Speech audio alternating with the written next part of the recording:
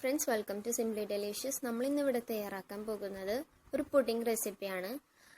അപ്പോൾ arrowroot custard pudding ആണ് തയ്യാറാക്കുന്നത്. അതിൻ്റെ ഇൻഗ്രീഡിയൻസ് നോക്കാം.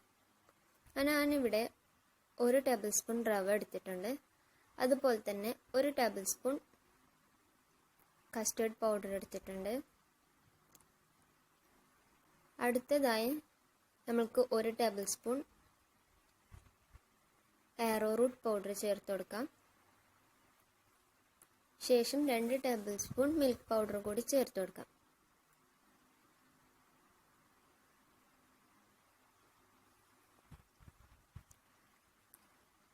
മിൽക്ക് പൗഡർ കൂടി ചേർത്തതിന് ശേഷം ആവശ്യത്തിന് വെള്ളം ഒഴിച്ചിട്ട് ഒന്ന് മിക്സ് ചെയ്ത് സോക്ക് ചെയ്ത് വെക്കാം. ഞാനിവിടെ ആവശ്യത്തിന് വെള്ളം ഒഴിച്ച് ഒരു ഹാഫ് ഗ്ലാസോളം വെള്ളം മതിയാവും. ശേഷം നമ്മൾക്കൊന്ന് മിക്സ് ചെയ്തിട്ട് സോക്ക് ചെയ്യാൻ വെക്കാം. ഒരു 5 to 10 മിനിറ്റ് വരെ സോക്ക് ചെയ്യാൻ വെക്കണം.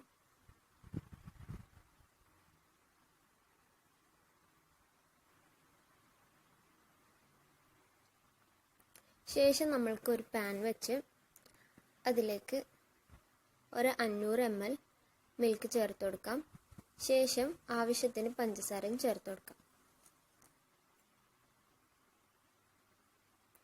പഞ്ചസാര ചേർത്തതിന് ശേഷം നന്നായി ഒന്നുകൂടെ മിക്സ് ചെയ്ത് കൊടുക്കാം.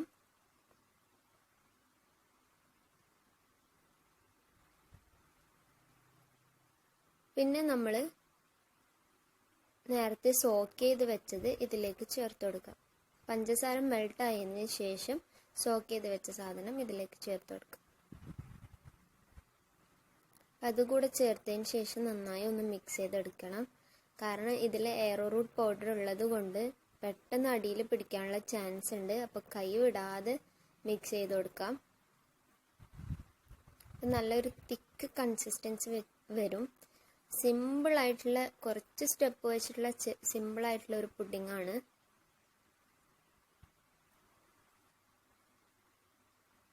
നന്നായി ഇതുപോലെ മിക്സ് ചെയ്ത് കൊടുക്കാം.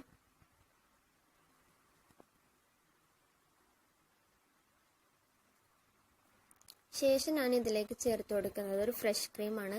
അപ്പോൾ ഇതിൻ്റെ കൂടെ നിങ്ങൾക്ക് ഒരു ചെറിയ ടിപ്പ് കൂടി പറഞ്ഞുതരാം. ഫ്രഷ് ക്രീം നമ്മൾ ഒരു 2 ദിവസം വെച്ച് കഴിഞ്ഞാൽ അത് പെട്ടെന്ന് മോശമാവും. അപ്പോൾ ഫ്രീസറിൽ അത് വെച്ചാൽ നമ്മൾക്ക് ആവശ്യത്തിന് യൂസ് ചെയ്യാൻ പറ്റും. പിന്നെ ഇതിലേക്ക് ഞാൻ ചേർത്ത് കൊടുത്തത് ഒരു 2 ടീസ്പൂൺ മിൽക്ക് മെയ്ഡ് കൂടി ചേർത്ത് കൊടുത്തു.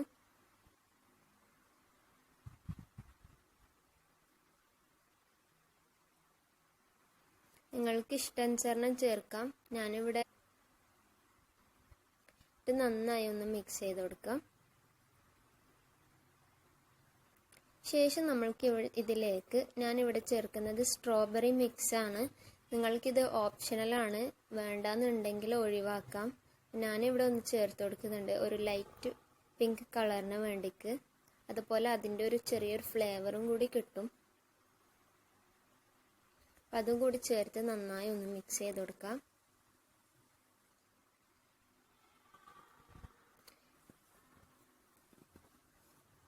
പടിയിൽ പിടിക്കാതെ മിക്സ് ചെയ്ത് കൊടുക്കണം. നന്നായി എല്ലാം കൂടെ റെഡി ആയിട്ടുണ്ട്. പിന്നെ ഞാൻ കാണിച്ചിട്ടില്ല, ഇതിലേക്ക് ഞാൻ ഡ്രൈ ഫ്രൂട്ട്സ് ആഡ് ചെയ്ത് കൊടുത്തിട്ടുണ്ട്. പിന്നെ ഒരു 2 ടേബിൾ സ്പൂൺ ചൈന ഗ്രാസ് കൂടി ആഡ് ചെയ്ത് കൊടുക്കുന്നുണ്ട്. അപ്പം നമ്മൾക്കിത് സെറ്റ് ആയതിനു ശേഷം കാണാം. ഇത് 1 മണിക്കൂർ ഫ്രിഡ്ജിൽ വെച്ച് സെറ്റ് ചെയ്യണം. ഇത്രയേ ഉള്ളൂ പുഡിംഗ് റെസിപ്പി. അപ്പോൾ എല്ലാവർക്കും ഇഷ്ടമായ ലൈക്ക് ചെയ്യുക, ഷെയർ ചെയ്യുക, സബ്സ്ക്രൈബ് ചെയ്യുക. അതുപോലെ തന്നെ കമൻറ്റ് സെക്ഷനിൽ നിങ്ങളെ അഭിപ്രായങ്ങൾ അറിയിക്കണം. അപ്പോൾ നമ്മൾക്കിത് സെറ്റ് ആയതിനു ശേഷം കാണാം. നമ്മുടെ പുഡിംഗ് റെഡി ആയിട്ടുണ്ട്. എല്ലാവർക്കും താങ്ക്സ് ഫോർ വാച്ചിങ്.